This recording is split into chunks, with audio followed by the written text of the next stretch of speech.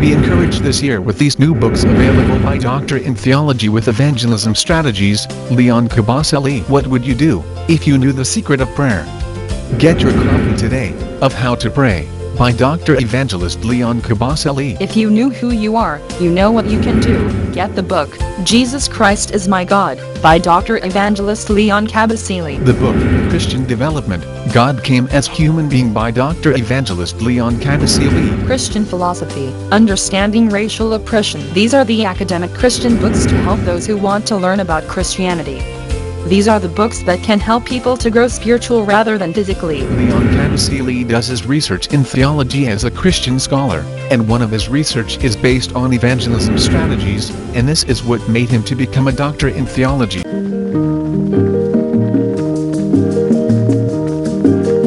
Mikolo tosekanaki na mosolo ya mboka Kongo ekoki tofungwani misolelo tomoni bozoba nyonso tosali oya kobongisa Kongo aveni ebongi tosala moto nyonso ata mwana Kongo ya mosolo mpembe ya nzoku Kongo ya bwanya kasa ya mbila Kongo ya makasi moto ya nkoi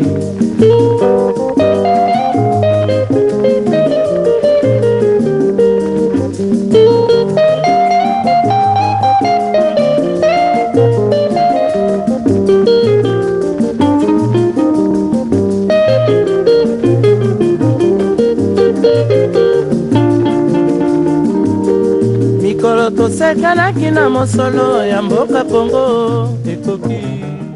On va finir devant l'écran et nous allons défiler les quelques photos. Je crois qu'elle sera bien placée pour donner des commentaires mieux que moi, comme elle est ma mère. Je vais essayer de le faire. En 60, j'avais 7 ans. Mais l'histoire a fait que je sois vraiment imprégné là-dedans. Amen. Amen. Les photos sont... Okay. Là, nous voyons, nous avons reconnu Patrice et même Lumumba, que je n'arrive jamais à appeler Patrice, Monsieur Patrice, je l'appelle toujours pas Patrice. Et c'est comme ça que je l'appelais quand j'étais enfant, pas Patrice. Et ici, nous avons Papa Maurice Mpolo. Là, c'est mon père. Ministre de la Jeunesse et des Sports. Et nous avons Papa Joseph Okito, président du Sénat de la République démocratique du Congo en 60. Ici, nous avons Maurice Mpolo, c'était au Parlement le jour de l'indépendance, le jour de la proclamation de l'indépendance, et à ses côtés, Pierre Moulele, que j'ai connu vraiment, parce que c'est lui, après la mort de mon père, qui nous a, lorsqu'on avait fui à Kisangani, il est venu nous chercher de Kisangani pour aller en Égypte. D'abord à Accra, chez Kwame Nkrumah, ensuite chez le président Nasser en Égypte. Et on est resté là-bas avec lui. Ici, nous avons Maurice Mpolo, après le départ du général Lyonces, lors d'une prise d'armes au camp Kokolo, à l'époque c'était le camp Léopold II, il était général d'armée, c'était lui le général d'armée, et Mobutu venait après lui, et vous pouvez voir les barrettes, le chapeau, il y a une différence. Lui a 2, 4 et Mobutu en a 2, une barre d'un côté et une autre barre de l'autre. Et là derrière, j'ai toujours supposé, mais je suis en train, parce qu'il y a Papa Albert qui n'est pas encore là, mais il sera là, je crois. Papa Albert, Onawelo, j'ai toujours supposé, parce qu'à cette époque-là, que Papa Kokolo n'était pas encore mort. Ici, nous avons Maurice Mpolo, qui est arrivé chez lui après la table ronde de 59, et on l'a accueilli à Inongo, parce qu'il est originaire d'Inongo, au lac Maïndombe, et on l'a accueilli en héros là-bas.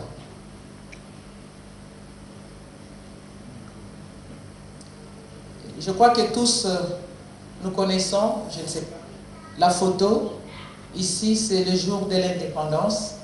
C'est une pause du gouvernement. Tout le gouvernement est là, le gouvernement Lumumba. Ici, je ne sais pas reconnaître tout le monde, mais je reconnais quelques personnes. Ici, nous avons Lumumba est là. Nous avons ici Sendwe, je crois. Nous avons Kachamura, Anissé, que je connais. Nous avons Justin Marie Bomboko, qui est là. Nous avons Maurice Mpolo.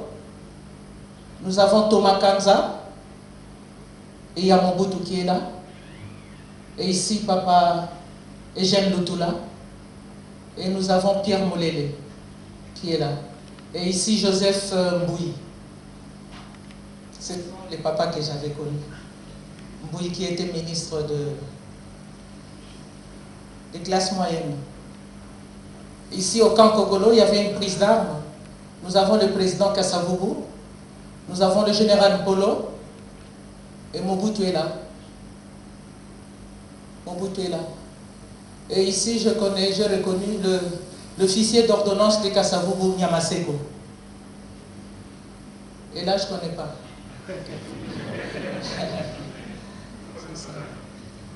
Et nous avons ici, nous sommes au Katanga, dans la forêt, là où on les avait emmenés. Et la photo ici, date de 2009. C'est le poteau. L'arbre ici était grand.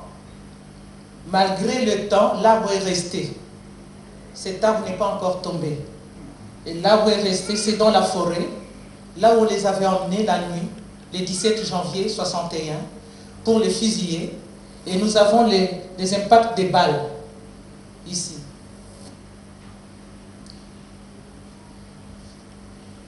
Après le fusillade, on avait déjà creusé le trou. Et c'est ici qu'on les avait tous jetés. Et vous voyez, nous disons les héros. Mais c'est comme ça là, maintenant là. C'est ça l'endroit. Et la Belgique avait envoyé 2 frères, même père, même mère, des Belges qui étaient venus. On les avait tous les 3 exhumés pour le mettre dans un fût et puis faire disparaître le corps dans l'acide. Et l'endroit c'est toujours là. Donc nous voyons les héros, comment ils sont. L'endroit même, ça c'est un site. Et ce sont les villageois qui ont mis des briques comme ça, à cet endroit. Mais je crois que si vraiment nous avons un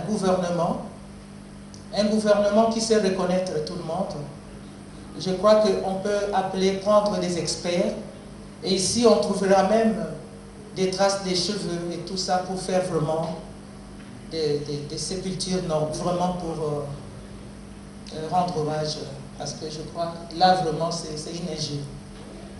C'est en 2009. C'est quelqu'un qui m'avait donné, et c'est dans Internet, on a mis dans l'Internet. C'est ça là. Et le premier jour quand j'ai vu ça, je crois que j'ai fait des semaines et des semaines en train de pleurer, bien que je sois pasteur. J'ai dit c'est pas normal tout ça. Je crois que c'est fini. Merci. Je vous remercie. On a quand même vu un peu en bref comment c'est choquant.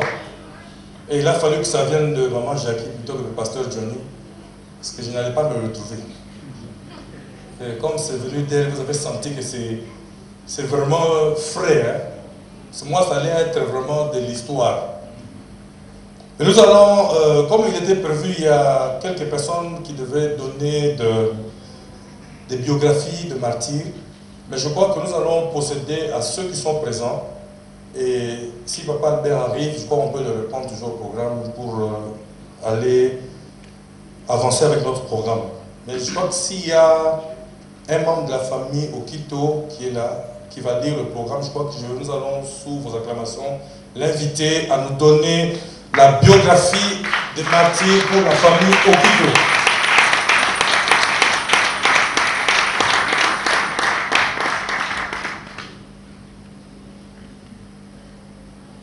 Et lui, c'est Christian Okito. le petit-fils. Bonsoir à tout le monde. C'est vraiment un honneur d'être parmi vous et de donner la biographie de mon grand-père qui est Joseph Okito. Et cette biographie a été écrite par mon oncle qui s'appelle Okito Odimanisto. Alors je vais essayer de lire la biographie pour comprendre son histoire et sa lutte pour l'indépendance de notre pays et son assassinat. La pensée et l'action politique du papa Joseph Okito. L'assassinat de Patrice Lumumba et ses deux camarades Maurice Mpolo et Joseph Okito le 17 janvier 1961 continue pour le peuple congolais l'une des grandes stratégies de son histoire. Les conséquences de cet ignoble acte se sont senties aujourd'hui encore, soit 50 ans et 51 ans après. En effet, avec cet assassinat, le peuple congolais perdit 3 des meilleurs dirigeants et le sort du pays s'en trouva bouleversé. La chape de plomb du néocolonialisme s'abattit sur le pays.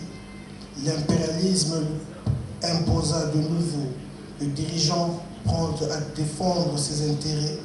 Les situations démocratiques que le peuple congolais avait tenté de mettre en place furent brisées et remplacées par une dictature militaire cruelle qui allait mettre le pays sous coup réglé pendant plus de 40 ans.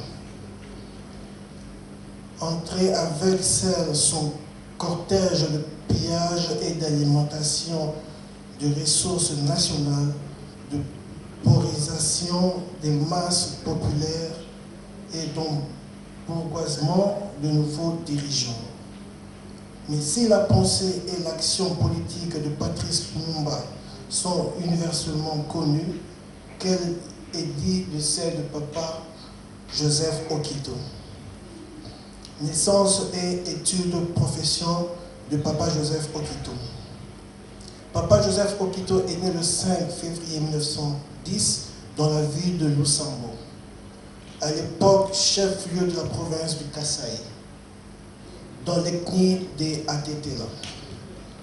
Il fit ses études au groupe scolaire des frères de la Charité dans sa ville natale de Lusambo. Après ses études moyennes, papa Okito fut engagé vers 1930 comme employé de la compagnie de chemin de fer, la BCK, à Elisabethville, actuellement appelée Lubumbashi, où il se spécialisa en comptabilité. Mais c'est au Kasaï et plus particulièrement à Luabour, Kananga et Lusambo que entre 1940 et 60, papa Okito allait déployer un maximum son activité politique, mais dans la condition extrême difficulté parce qu'il était interdit aux Congolais de créer des partis politiques et des syndicats.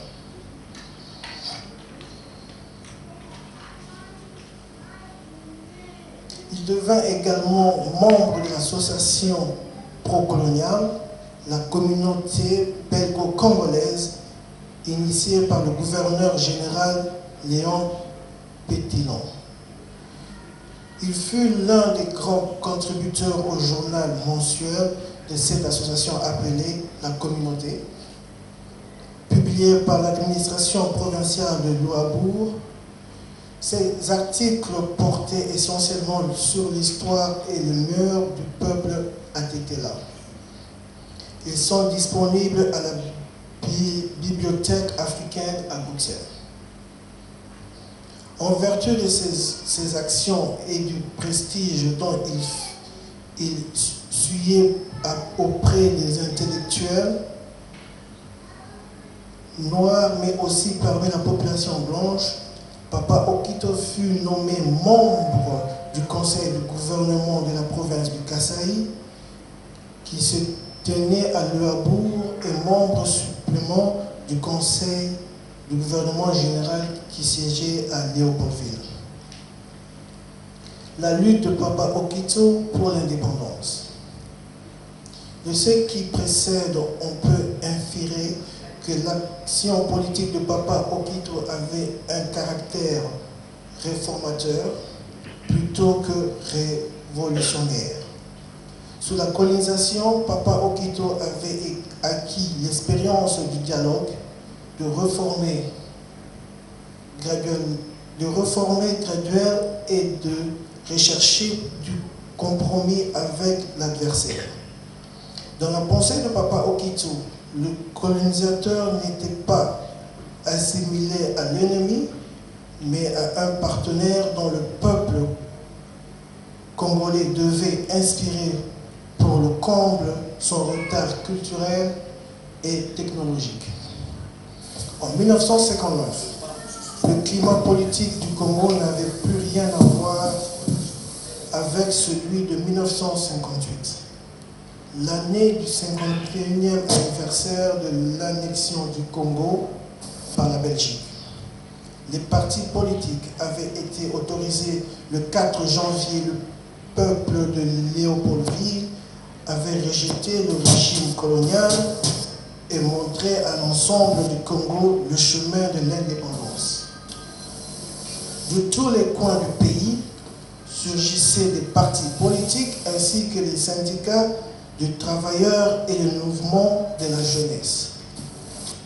C'est dans ce contexte que Papa Okito créa son propre parti politique, dénommé Union rurale congolaise, en cycle URUCO, dont le programme se caractérisait par la modernisation et la demande de l'indépendance graduelle et entente avec les Belges.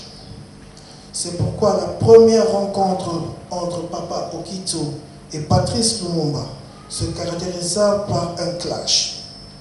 Celle-ci eut lieu en août 1959, lors de la tournée du leader du MNC au Kasaï.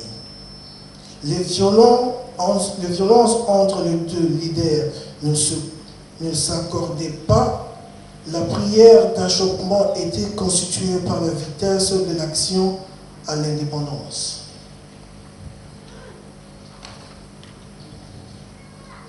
En effet, bien que les deux dirigeants étaient d'accord sur le principe de l'indépendance, le président de l'URECO, qui est Joseph Okito, estimait que les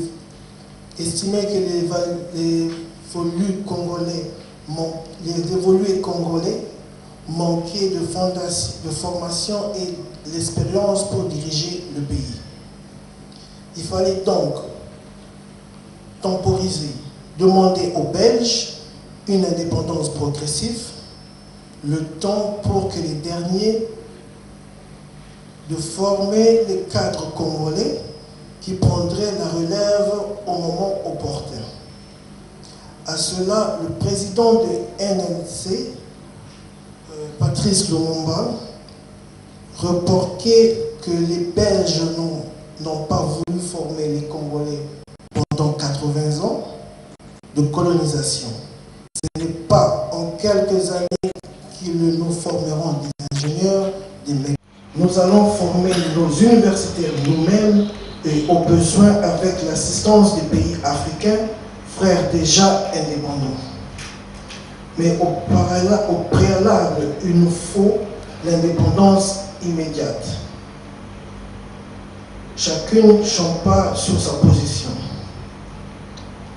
Mais malgré cette divergence d'opinion et suite à l'éclatement du NNC Lumumba et NNC Kalonji en 1959, le mouvement nationaliste courait le risque d'être marginalisé dans son ancien fief du Kasaï. Pour contrer ce risque, Patrice Lumumba, conscient du bénéfice qu'il pouvait tirer du président de l'estimé Don Papa Okito, jouait parmi les Kassaïens de toutes les tribus. Sollicita obtenir de ces derniers qu'ils coordonnaient les activités des partis nationalistes au Kasaï, en particulier au Sankourou, dont ils étaient tous deux originaires.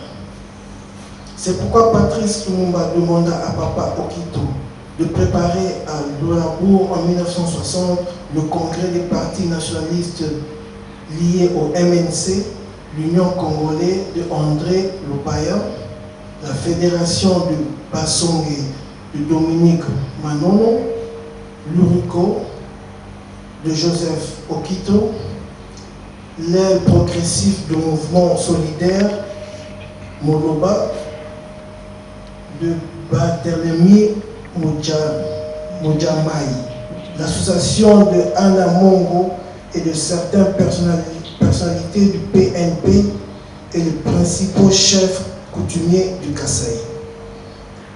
Le début de ce congrès était doublé. D'une part, informer les partis nationalistes des résolutions de la conférence de la table ronde et d'autre part, constituer une plateforme solide en préservatif des élections législatives prévues en mai 1960. Papa Okito, grâce aux entrées dont il bénéficiait dans toutes ces associations du Kasaï, contribuait d'une manière soutenable à la victoire des partis nationalistes avec près de 60% de voix. Il fut lui-même élu sénateur et vice-président du Sénat.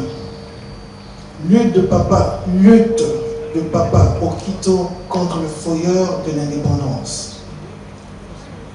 L'intervention de l'année belge au Congo en juillet 1960 culmina le 5 septembre par la révocation du Premier ministre Patrice Emery Lumumba par Joseph Kasavubu et son remplaçant par Joseph Iléo, dont le siège du président du Sénat revenait d'office à Papa Okito.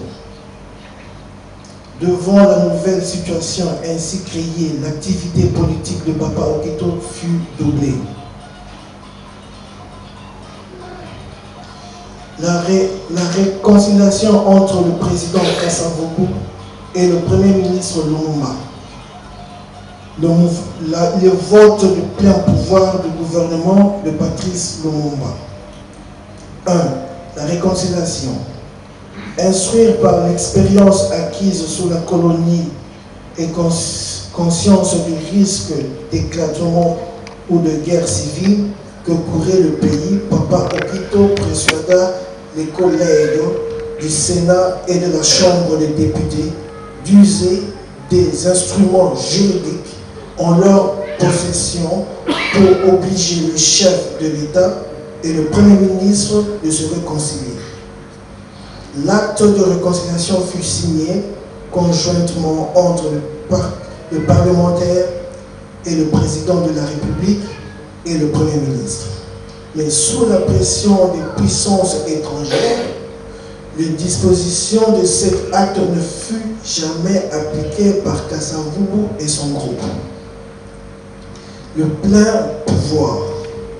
Le groupe nationaliste ayant la majorité absolue du Parlement, Papa Okito convoqua une réunion conjointe des sénateurs et des députés, dite le Congrès. Celui-ci vota à une large majorité les pleins pouvoirs au gouvernement de Lumumba. Ce vote venait contrarier la stratégie des puissances favorables à Kasavubu, car il a mené d'une institution démocratique élue. C'est pourquoi, ne disons plus de base juridique, les mêmes puissances eurent encore la force en procédant à la fermeture du Parlement. C'est le fondement du coup d'État de Mobutu du 16 septembre 1960. De ce qui précède, on voit que Papa Okito était avant tout un homme pacifique, instruit par l'expérience coloniale, mais intraillable sur le respect des principes démocratiques. C'est pourquoi il fut considéré comme l'ennemi jusqu'à par les fausseurs de la jeune démocratie congolaise. Il devait disparaître. Écrit par Okito Odimba Nestor.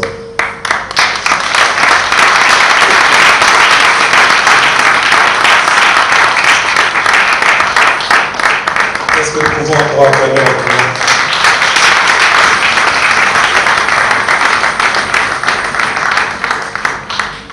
Là, rapidement, avant d'appeler Maman Jackie qui va encore revenir pour la biographie de la famille Polo, j'aimerais faire appel à Maman Victoria Dimonja. Je crois qu'elle est dans la salle quelque part. Elle a pu, en personne, vers les années 70, aller visiter l'endroit qui nous a été projeté. Alors j'aimerais accorder le micro à Maman Victoria pour donner un témoignage qui vient de son cœur.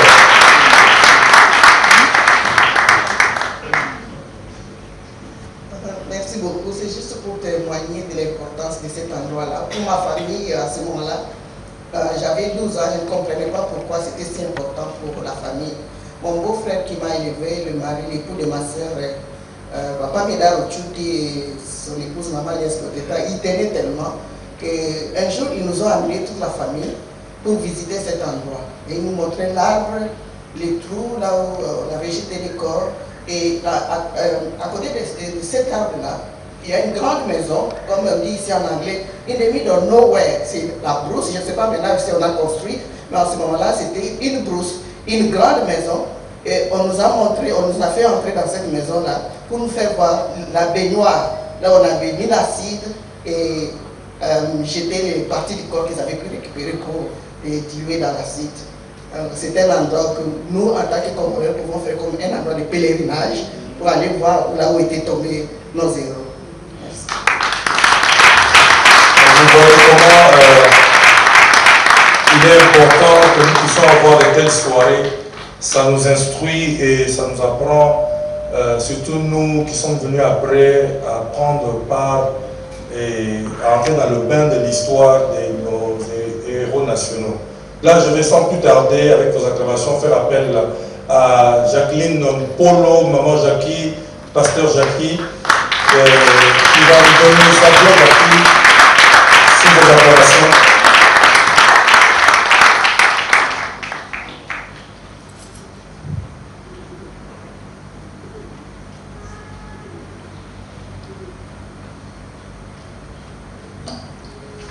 Je suis encore là avec vous. Aujourd'hui, c'est le Congo. Nous sommes en train de parler du Congo. C'est une histoire qui nous a beaucoup marqué, qui m'a beaucoup marqué, ma famille. On a toujours été marqué par ça. Et je vais lire maintenant la biographie de Maurice Mpolo.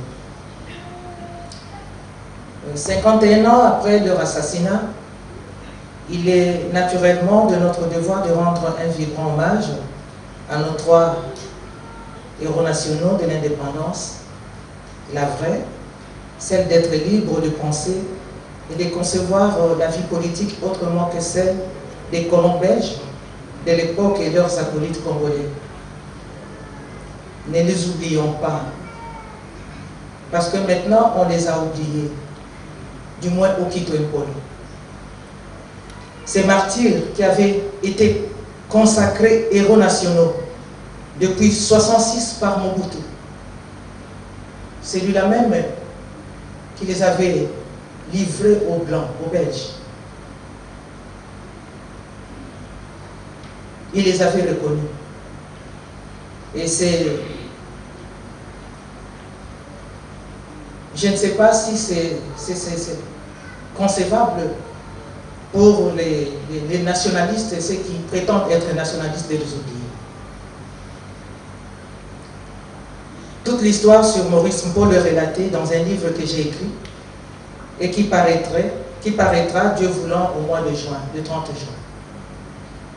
Parce que jusque-là, nous avons des éminents historiens. Ils sont là, ils sont nombreux au Congo, mais qui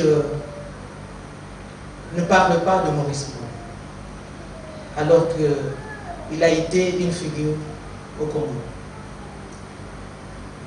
Qui était alors Maurice Mbolo, cet homme qui, avec Okito, partagea les dernières heures de Patrice Emery Lumumba.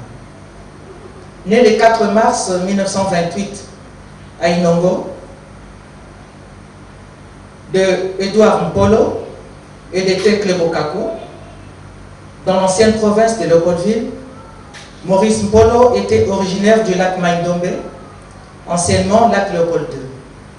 Il était marié à Catherine Wallet et de leur union sont nés 4 enfants, dont 2 filles et 2 garçons.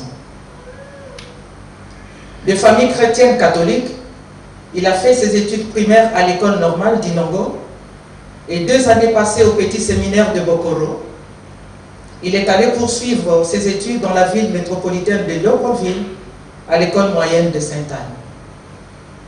Avant de se lancer dans la vie professionnelle, il a appris la dactylographie et les cours de droit par correspondance. En 1960, après avoir pris part à la table ronde de Bruxelles, il s'est rendu à Conakry, en Guinée, participer à une conférence sur le panafricanisme. Il fit partie de la délégation qui accompagna le Premier ministre Patrice Emery Lumumba aux États-Unis d'Amérique le 22 juillet 1960.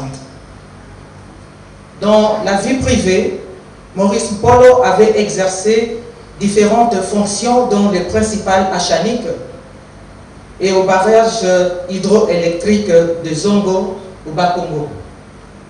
Il a effectué un stage dans le cabinet de Maître Gentil. C'est auprès de cet avocat qu'il a appris à affectionner les choses du droit et à aiguiser son sens critique.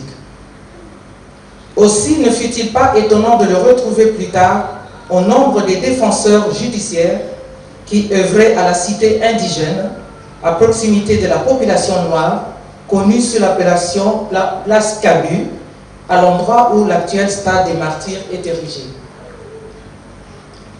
En 1957, pendant qu'il exerçait ses fonctions de défenseur judiciaire, Maurice Mpolo se retrouvait en prison de Makala pour avoir défendu un compatriote congolais qui fut arrêté et sommé de payer une forte amende simplement pour avoir bu du vin rouge.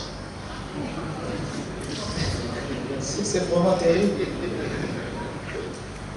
Appelé à servir la nation dans différents services publics, il n'avait pas hésité à entrer dans la force publique comme agent comptable.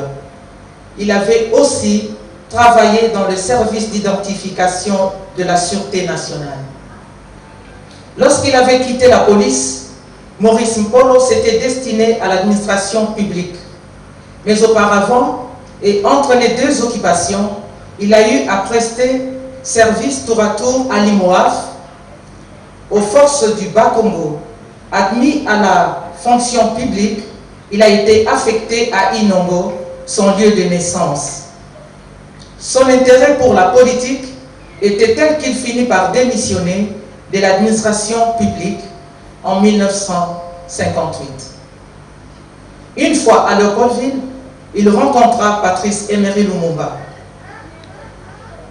Très vite, les 2 hommes s'apprécièrent au point, affirme-t-on, non sans jalousie, de se vouer l'un l'autre une solide estime, faite de franchise et de fidélité. Très courageux et très impétueux, Maurice Mpolo était l'un des collaborateurs écoutés et respectés de Patrice. Député national et président provincial du mouvement national congolais en sigle MNC Lumumba, Maurice Mpolo, connu pour sa véhémence, fort de son éloquence, ainsi que sa force de pénétration d'esprit, est propulsé par ses pairs, porte-parole du groupe des nationalistes à la Chambre des représentants au Parlement, où il se caractérisa par son franc-parler. Aussi sera-t-il appelé à assumer des charges politiques encore plus importantes. Il était ministre de la Jeunesse et des Sports dans le premier gouvernement Lumumba. Il est à noter que Maurice Mpolo avait eu à cumuler les fonctions de ministre de la Jeunesse et des Sports et celle de colonel, chef de toutes les opérations militaires et ensuite général-chef de brigade de l'armée nationale congolaise. Après le départ du général Lyonces, ancien commandant en chef de la force publique, et nous allons nous rappeler que le général Lyonces est celui qui avait dit aux militaires au camp Kokolo, ce n'était pas le camp Kokolo, c'était le camp Léopold II. Pour vous les militaires, avant l'indépendance égale après l'indépendance. Et lorsque les militaires ont appris cela, les militaires se sont soulevés et Lumumba a pris la décision de lui demander de quitter le Congo. Et lorsqu'il a quitté, c'est alors que Lumumba, le gouvernement Lumumba, avec le vice-premier ministre Gizenga Antoine, avait nommé Paul Maurice comme général et Mobutu comme colonel. Cette situation peu ordinaire n'était pas sans lui attirer la jalousie et la haine de certaines personnes, surtout des Occidentaux, puisque quand le général Lyonces était parti, c'était vraiment la colère pour la Belgique.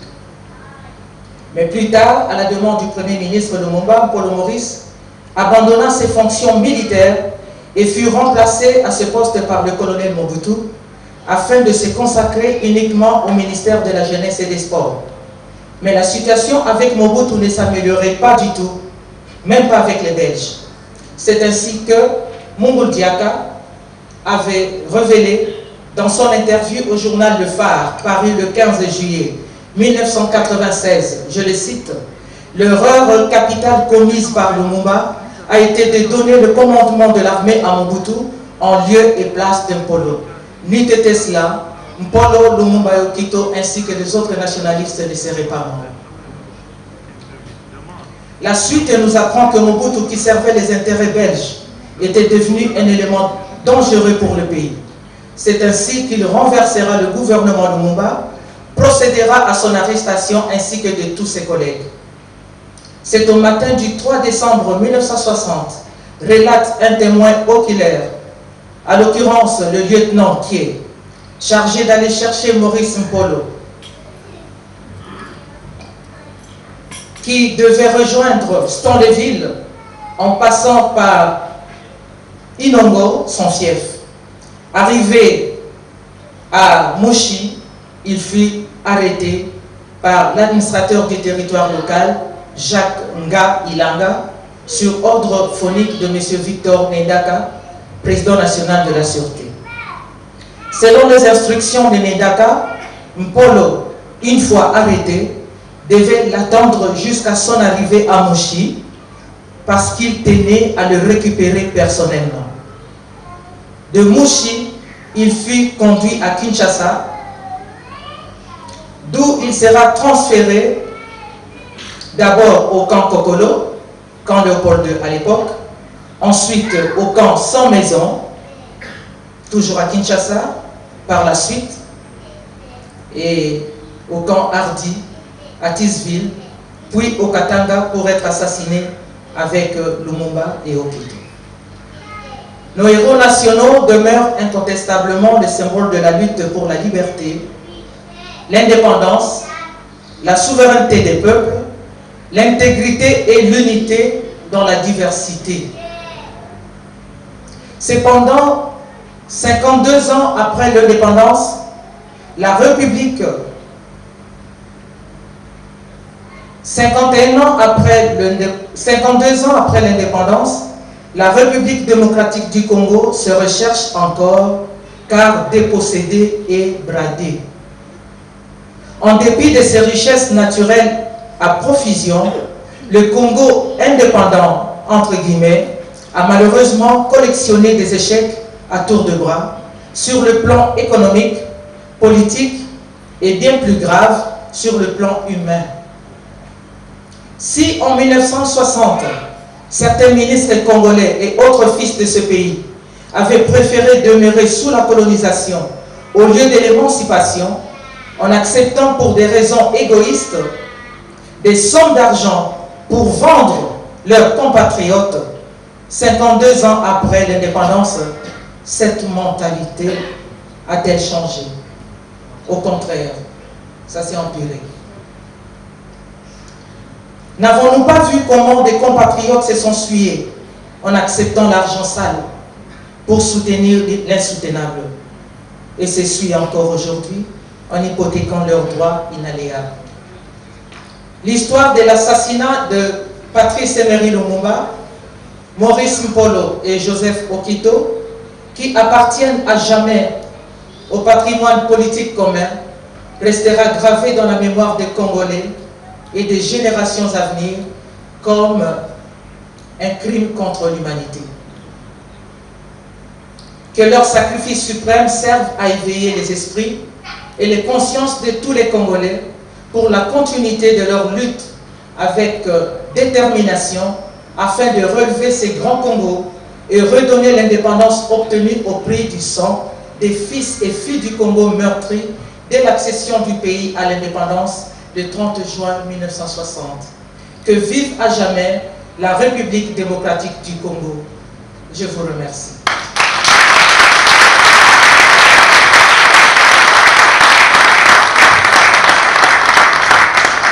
Je m'en vais rapidement demander à la technique s'ils peuvent nous balancer. Nous avons un petit film d'une dizaine de minutes et qui, juste pour vous rafraîchir la mémoire, avant que nous puissions écouter la parole de Dieu et procéder à la prière. Je crois que nous avons besoin d'être rafraîchis parce que je me rappelle une fois, on se retrouvait dans une démarche. Alors on a voulu entonner l'hymne national du Congo. Il y avait très peu de gens qui étaient en mesure de chanter. Et quand on a dit la zaïroise, tout le monde a chanté. Alors j'ai compris qu'on avait affaire à des zaïrois. Alors maintenant, comme nous voulons vous remettre dans la mémoire congolaise, c'est pourquoi nous préférons vous balancer ce petit film juste pour vous rafraîchir la mémoire congolaise et dégager la mémoire zaïroise pour que nous puissions revenir sur les vrais faits et les vraies histoires. Est-ce que je crois que vous êtes avec moi? Préparez votre mémoire, ils vont nous balancer. Je sais pas.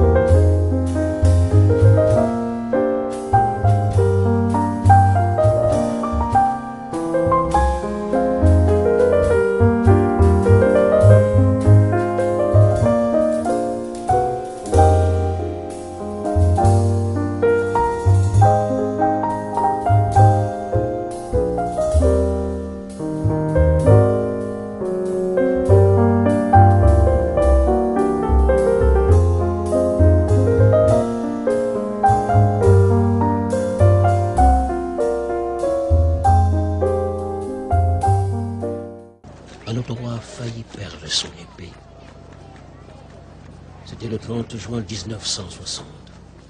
Le roi Baudouin venait proclamer l'indépendance du Congo.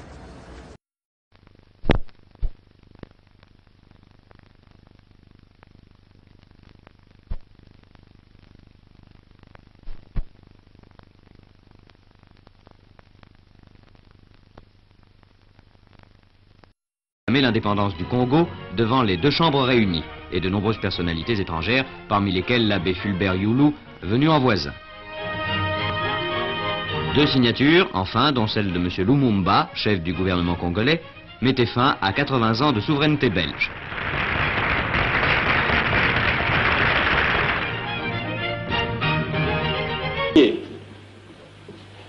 Je vous salue au nom du gouvernement congolais. À vous tous, mes amis, qui avez sans relâche à nos côtés, je vous demande de faire de ce 30 juillet 1960 une date illustre que vous garderez ineffaçablement gravée dans vos cœurs, une date dont vous enseignerez avec fierté la signification à vos enfants, pour que ceux-ci, à leur tour, fassent connaître à leurs fils et à leurs petits-fils l'histoire glorieuse de notre lutte pour la liberté. Les images ont été perdues, la voix est restée. Nous avons connu les ironies, les insultes, les coups que nous devions subir au matin, midi et soir, parce que nous étions des nègres. Qui oubliera qu'à un noir, on disait tu, non certes comme à un ami, mais parce que les vous honorables étaient réservés aux seuls blancs. Nous avons souffert dans notre corps, dans notre esprit de l'oppression colonialiste. Nous vous le disons, tout cela est désormais fini. Par le premier ministre, Patrice Lumumba, qui, quand il forme le premier gouvernement, nomme Joseph Désiré Mobutu secrétaire d'État. En fait, l'armée se trouvait sans aucun commandement, et dans le bureau de Lumumba.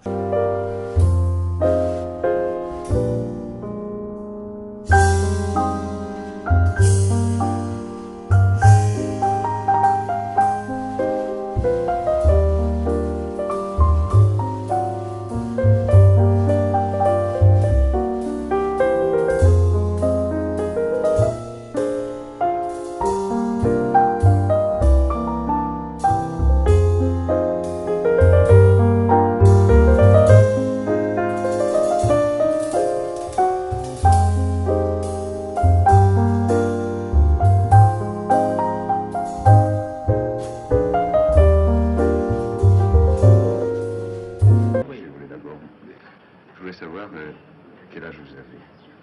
J'ai 35 ans. Et où êtes-vous né?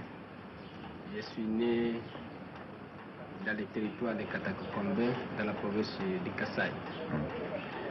On m'a dit que c'était le centre de l'Afrique. Est-ce que c'est vrai? Mais le Kasaï, c'est précisément au centre du Congo. Au centre du Congo? Je ne sais pas situer si c'est pour des vues géographiques, c'est au centre de l'Afrique, mais en tout cas, la province du Kasaï est située au centre du Congo. Est-ce que je peux vous demander ce que faisaient vos parents? Mes parents sont des cultivateurs. Ils sont encore vivants. Lui que se sont dirigés les feux. Les Belges avaient l'impression que avec les autres, on pourrait s'entendre. Et quand je dis on pourrait s'entendre, ça veut dire on peut aussi les racheter. Les leaders congolais de l'époque que les Belges, la presse belge appelait les modérés, ils n'étaient pas si modérés que ça, ils étaient surtout corruptibles. Avec Lumumba, c'était difficile.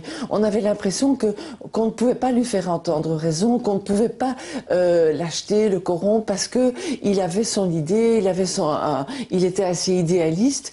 En ce sens-là, oui, c'était un radical, il n'était pas anti-belge, il ne demandait pas une indépendance pure et dure.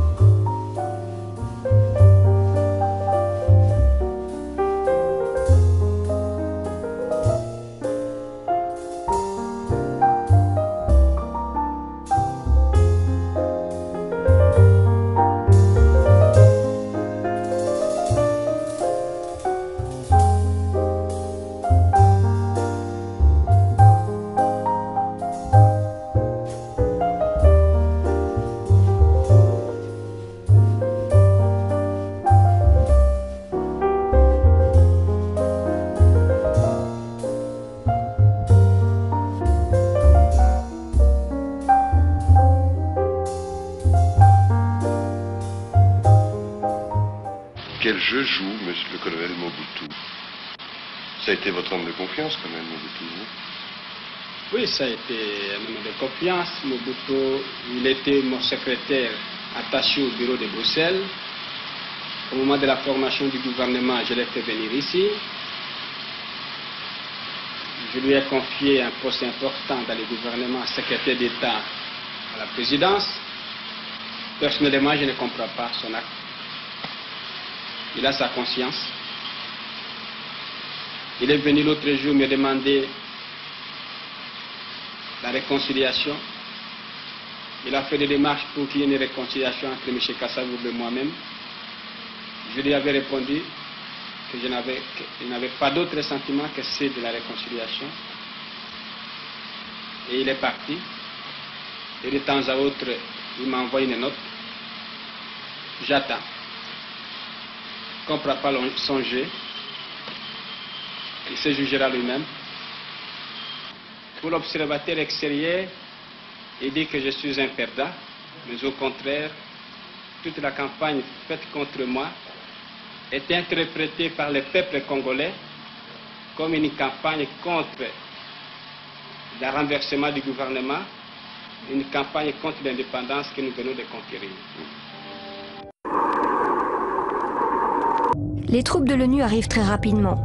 Officiellement, les casques bleus doivent protéger les institutions congolaises et contrer les sécessions. Mais en réalité, l'ONU prend le contrôle de l'État congolais ou de ce qu'il en reste, tout en retirant son soutien à Lumumba.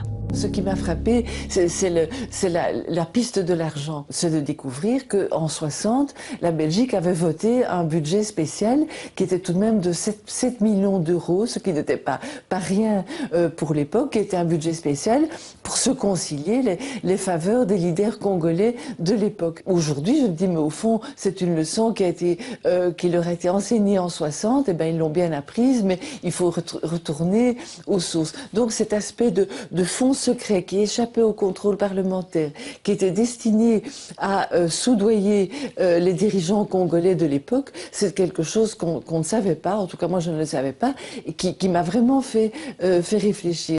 Mais le même jour, d'un autre avion va sortir Patrice Lumumba, qui, après avoir essayé de s'enfuir vers Stanleyville, son fief électoral, a été capturé par les soldats de Mobutu, arrêté, transféré sans ménagement avec ses compagnons et livré à ses nouveaux maîtres, encordé comme un vulgaire prisonnier de droit commun.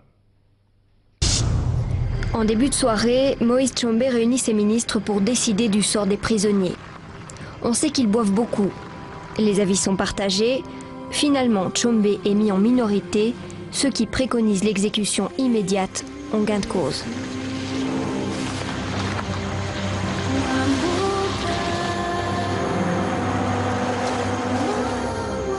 Tu n'as jamais rien su de cette nuit au Katanga. Personne ne devait rien savoir. Leur ordre de mission était clair. 3 corps à retrouver dans la savane et tout faire disparaître. Pas de sépulture, pas de lieu de pèlerinage.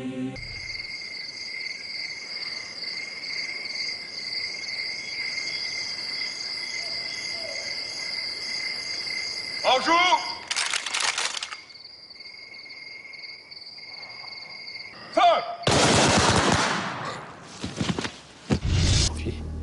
Et voilà qu'il y a là, elle, doorgevoerd.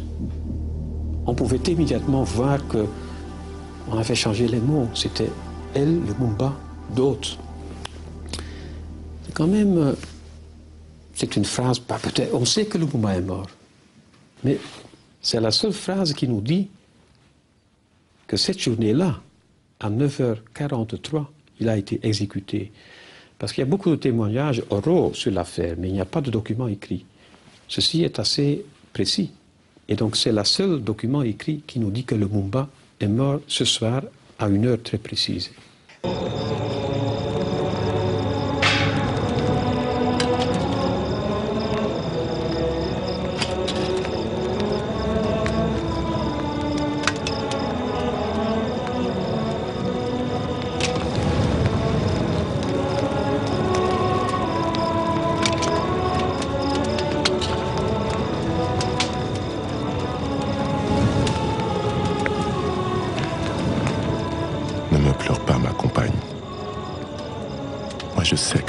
dira un jour son mot. Et ce ne sera pas l'histoire écrite à Bruxelles, Paris ou Washington. Ce sera la nôtre, celle d'une nouvelle Afrique. Et ce jour-là,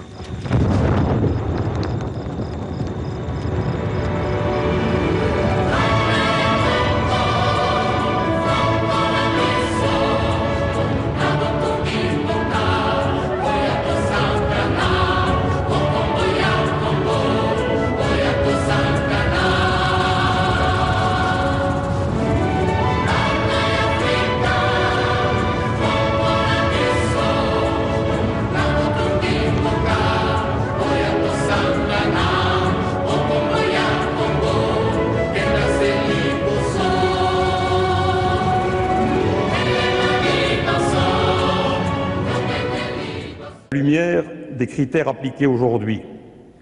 Certains membres du gouvernement d'alors et certains acteurs belges de l'époque portent une part irréfutable de responsabilité dans les événements qui ont conduit à la mort de Patrice Lumumba.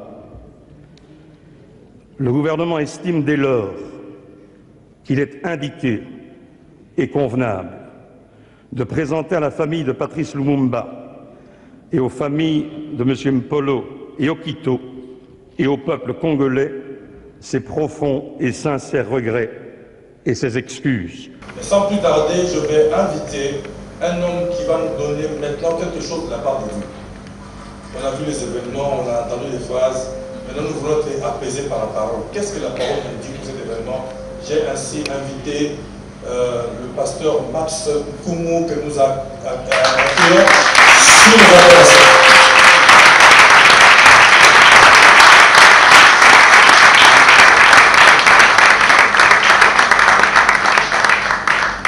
Gloire à Jésus.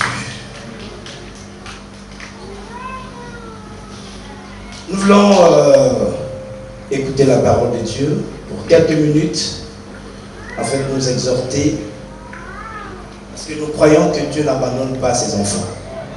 Nous pouvons, en regardant les images, en écoutant le témoignage, les biographies, mais certaines personnes peut-être auraient tendance à être tristes, abattues. Mais vous savez, toute chose concourt au bien de ceux qui aiment Dieu. Et nous croyons que Dieu aime tellement notre pays que cette petite exhortation te fera du bien. Je vais parler d'un homme et je vais parler un peu de l'attitude que nous avons quand nous parlons de cet homme et de ce qu'il a fait.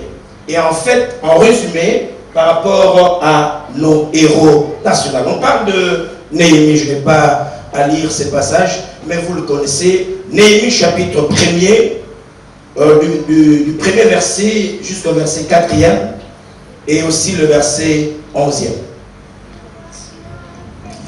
La Bible nous parle de cet homme, Néhémie.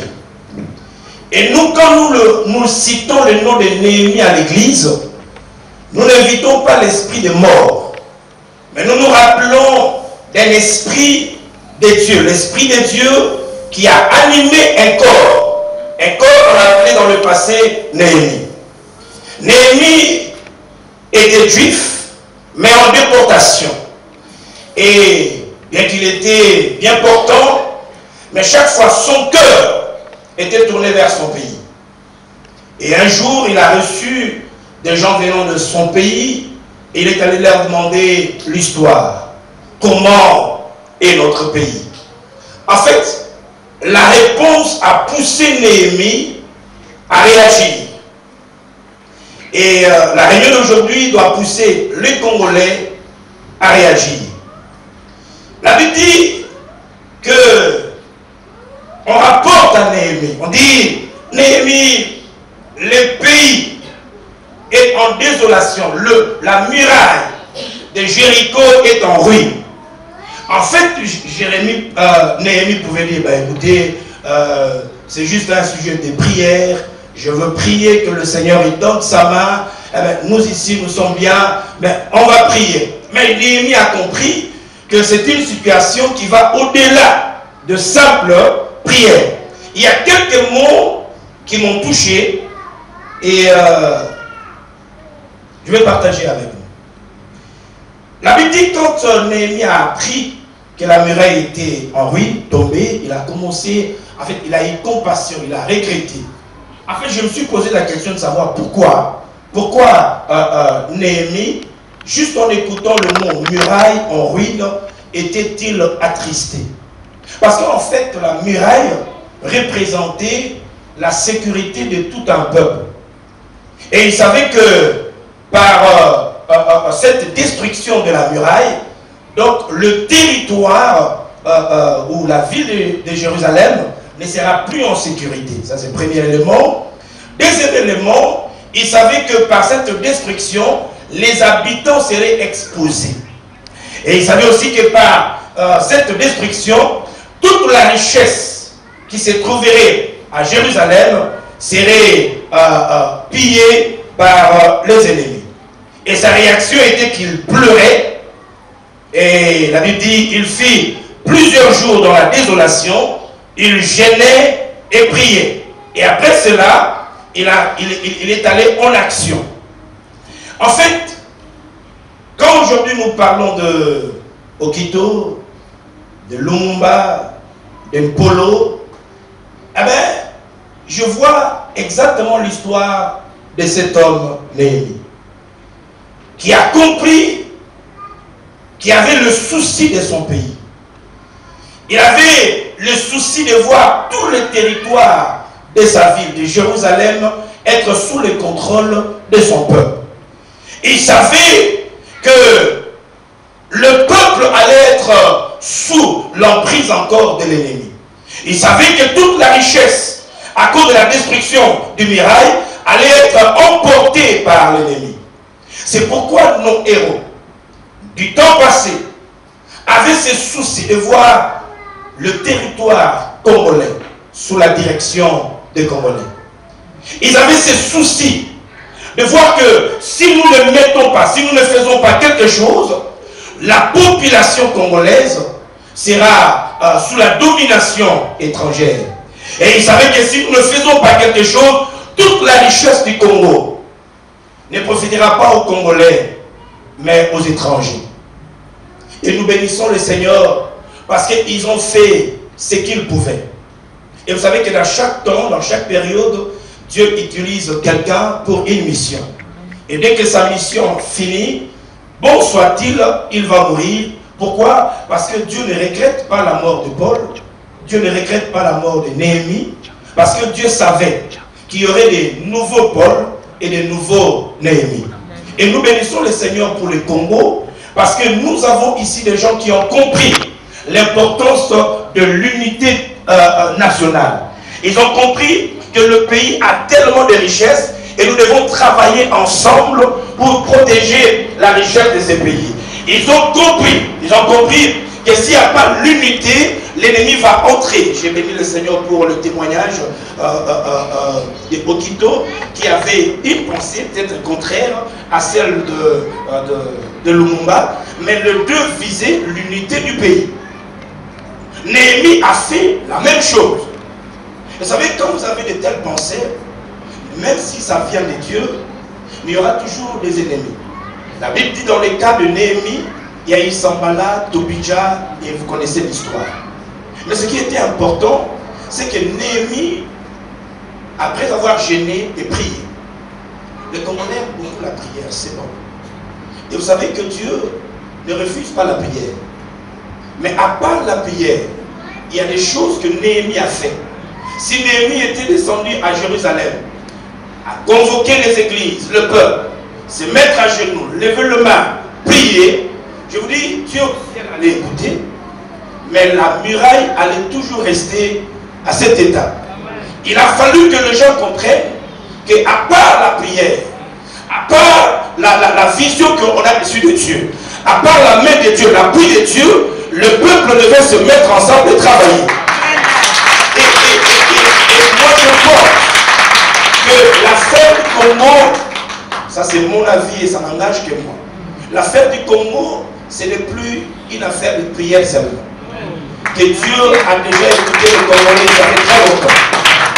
L'affaire du Congolais et du Congo, c'est que toute la race de Néhémie, toute la race de Okito, toute la race de Mpolo, toute la race de Lumumba, tout le peuple congolais, tout celui qui a les soucis du territoire congolais dirigé par les Congolais, la richesse du Congolais dirigée par les Congolais, le peuple congolais sécurisé par les Congolais, toute la race de Polo, de Lumumba doivent se mettre ensemble. Ils doivent d'abord prier, oui, mais après la prière, les amis, pourquoi le monde entier a peur d'Israël? C'est pas parce que Israël a un Dieu, mais parce que Israël fait la vision de Néhémie. Qu'est-ce que Néhémie faisait? Il travaillait d'une main dans l'unité et il combattait de l'autre main. Si le peuple congolais fait voir, vous savez, ce n'est pas en vain que Dieu a donné la richesse au Congo. Et chaque pays a une mission. Le fait que l'on soit au centre, c'est parce que celui qui est au centre doit aider tout le pays qui sont aux alentours. Le Congo a un rôle très important. Même si nous parlons dans le domaine spirituel, ceux qui sont de l'Afrique qui savent. Avec cette onction que Dieu nous a donnée, dans le domaine spirituel, nous avons affecté bien de pays africains. Nous avons amené le spirituel partout. Pourquoi? Parce que nous avons cette chose. Nous avons cette capacité donnée par Dieu d'affecter tous nos pays, tous les pays limitrophes. Mais nous n'avons pas seulement cette mission dans le domaine spirituel. Le Congo a aussi une mission. C'est pourquoi un jour j'ai prêché au Congo l'Église face aux défis de sa nation. L'Église a un rôle.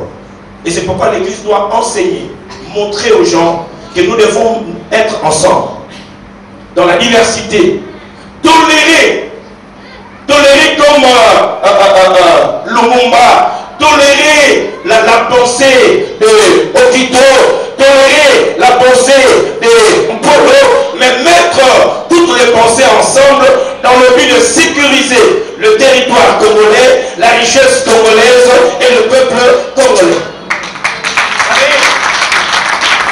Si Lumumba avait dit, Monsieur Okito, merci pour tes bonnes pensées, mais je veux travailler seul. Et si Polo voulait travailler seul, Okito voulait travailler seul, le Belge n'allait pas avoir peur parce qu'ils allaient le diviser très facilement. Mais quand nous venons ensemble dans la diversité, mais avec la vision et la seule pensée, notre pays, sécuriser le territoire congolais, l'armée dirigée par les Congolais. Est-ce que vous savez que Dieu peut poindre un général? Il a l'onction de Dieu, mais il est un militaire. Et il peut combattre avec l'onction de Dieu. Israël combat avec l'onction de Dieu. Vous tuez un Israélien, lui il tue 10. Et comme maintenant il tue 10, maintenant ça oblige les ennemis à s'asseoir. C'est pourquoi les amis, est-ce que c'est l'acclamation pour les rois de tous les rois, le Seigneur de tous les seigneurs? Et c'est l'acclamation appartient au Seigneur de tous les seigneurs et au roi de tous les rois.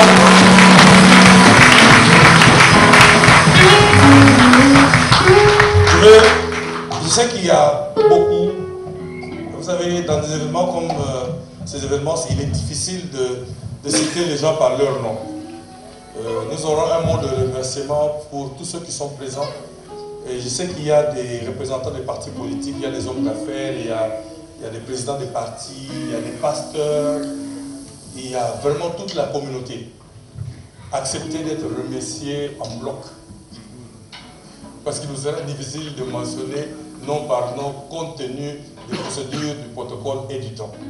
Donc je fais appel à Papa Mozart qui va nous apporter un mot de remerciement par rapport à cette fois.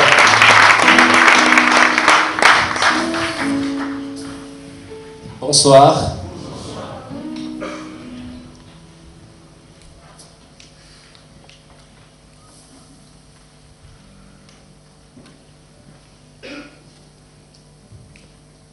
Bien-aimés, je voudrais rendre grâce à Dieu pour l'occasion qu'il nous a donnée ce soir pour nous retrouver tous autour de cet événement, non pas seulement pour les Congolais que nous sommes, mais aussi et surtout pour les Africains. Ce que nous sommes en train de faire ce soir, ou l'événement de ce soir, la pensée de nos héros dépasse les frontières. C'est pourquoi je voudrais simplement vous dire merci. En dépit de toutes vos occupations, vous vous êtes dit, nous allons quand même à ces lieux, à cet endroit, répondre à cette invitation. Nous sommes reconnaissants envers toutes les personnes qui, de loin ou de près, nous ont aidés à réaliser cet événement. Soyez-en remerciés. Comme le pasteur Johnny l'a dit, vous êtes tellement nombreux, pasteurs, responsables des partis politiques, des associations caritatives, je voudrais vous dire merci. Que Dieu vous bénisse, et nous savons que, Dieu voulant, nous aurons encore d'autres opportunités d'organiser certaines choses dans ce cas, afin que nous puissions pérenniser ces idées, les idées de ceux-là qui un jour ont donné leur vie pour notre pays. Que Dieu vous bénisse.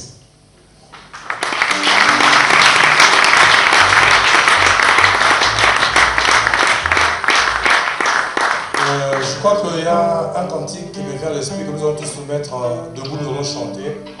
Et pendant que nous chantons, je vais faire lever mon père, l'apôtre Joshua, qui va s'approcher, c'est lui qui va dire la prière de clôture et qui va aussi recommander le reste de ce que nous allons faire. Nous allons partager quelque chose. Ça va tous vous donner. Après que le fils est parlé, il faut que son père vienne clôturer. Nous allons nous lever, nous allons chanter. Vous croyez que je crois, tout ensemble nous prions. Nous verrons descendre l'esprit, et l'Afrique sera sauvée. Oh, sauvée, l'Afrique sera sauvée. L'Afrique sera sauvée.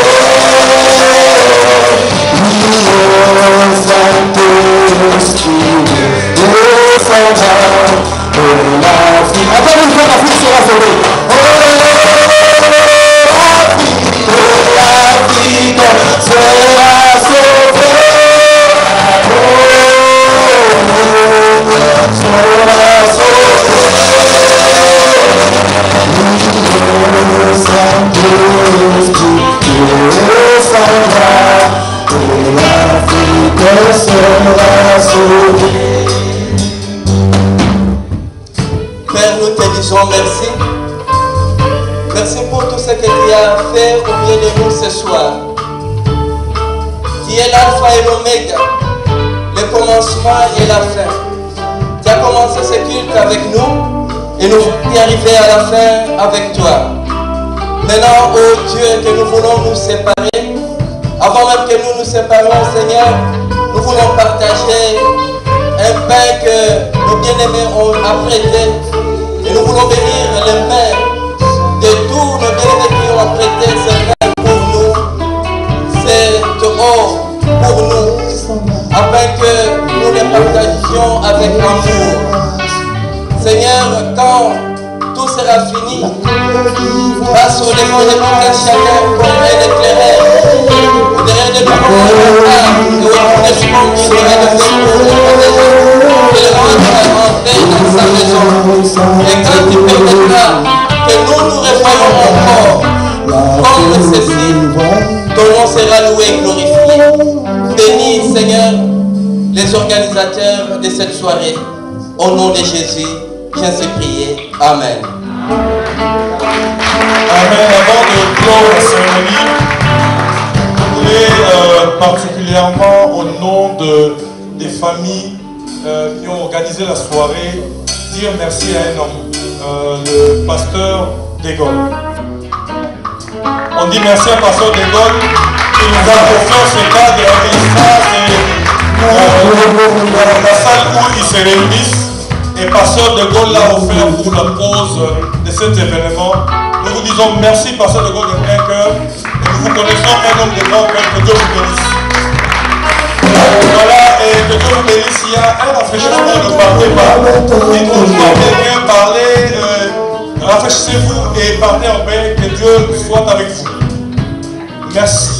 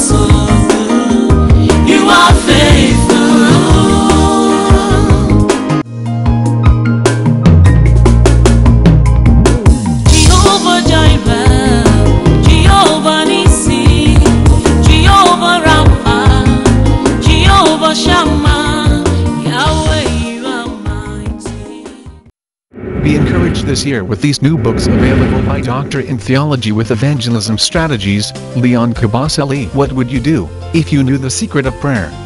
Get your copy today of How to Pray by Dr. Evangelist Leon Kabasele. If you knew who you are, you know what you can do. Get the book, Jesus Christ is My God, by Dr. Evangelist Leon Kabasele. The book, Christian Development, God Came as Human Being by Dr. Evangelist Leon Kabasele. Christian Philosophy, Understanding Racial Oppression. These are the academic Christian books to help those who want to learn about Christianity.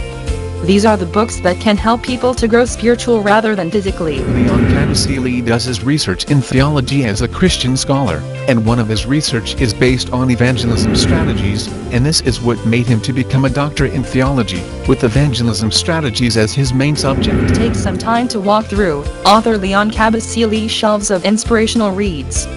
Here are 4 books for daily inspiration and spiritual growth. These books can be bought from www.amazon.com, http://www.amazon.com, or go to any Google, just type Leon Kabasele.